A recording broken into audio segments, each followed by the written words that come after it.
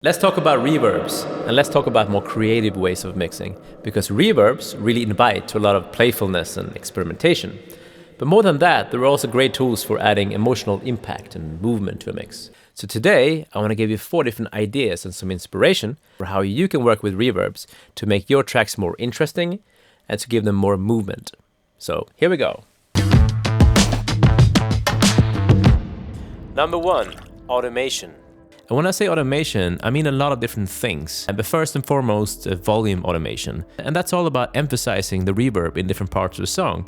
So maybe in the verse, you want things to be drier and smaller, and then you want the chorus to be more open and epic and wet. And that's a really powerful way of sort of shifting the perspective. But of course, I also mean other things too, things that also play part in this.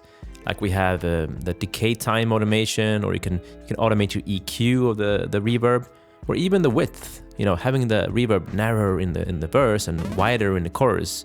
So you can do all kinds of crazy stuff with reverbs and automation. And of course, in more artsy kind of music, you can pan your reverb around in circles or create all kinds of movement in the background, which can be super impactful in the right song, in the right mix.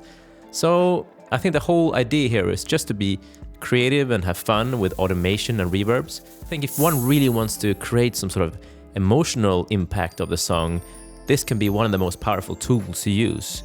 But then again, it's all about the song and it's about the art you're creating, and it has to be right for that context. Number 2, blending reverbs. And all this really means is that you're blending, 2 or 3 different reverbs together, and it can be a lot of fun because it allows you to create unique reverbs that no one else is using. And what you will find when you blend reverbs together is that you will never fully know what the outcome will be. So it's a little bit like introducing accidental creation into the process.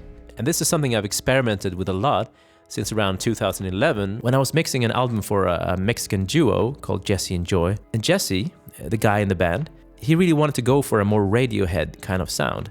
Not a specific Radiohead song, but just more of an experimental kind of reverb. And he had an example in GarageBand that he was using for a demo.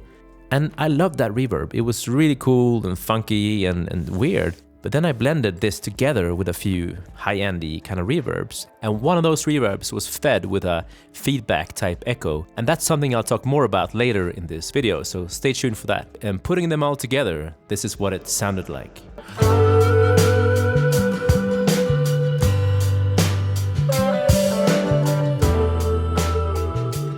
And by the way, I'm giving away a free 30-minute online class with me over Zoom. So if you're interested, just leave a comment below and write free session, and I'll get back to you as soon as possible. Number 3, never underestimate real spaces around you to create your own cool reverbs. So if you have an empty space, such as a stairwell or a hall or something like that, just put up a speaker and send the vocal or something through it, and then pick it up with a microphone, standing a bit further away, maybe facing away into the room, and then you're gonna have your own really unique reverb, something you can never replicate with a plugin. Or if you want, you can even put the musician in the staircase. 4, you can take the signal that goes into the reverb, and you can do all kinds of crazy stuff with that signal. So if you have a vocal, and you want to keep it clean, but the reverb should have some grit to it, then just distort the vocal going into the reverb and just make that a different signal than the one that goes into the mix. Another thing that I love doing is to send a feedback echo into the reverb. But higher up in my world.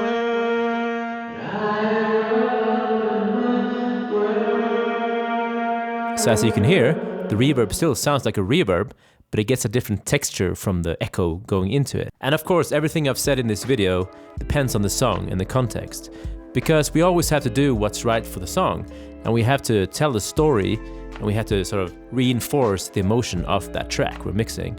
And sometimes a very simple reverb, or no reverb at all, is the best thing for that song you're mixing. So yeah, just keep that in mind. And I hope you liked this video, and please let me know if you have any questions or comments. And have a great day. Bye-bye.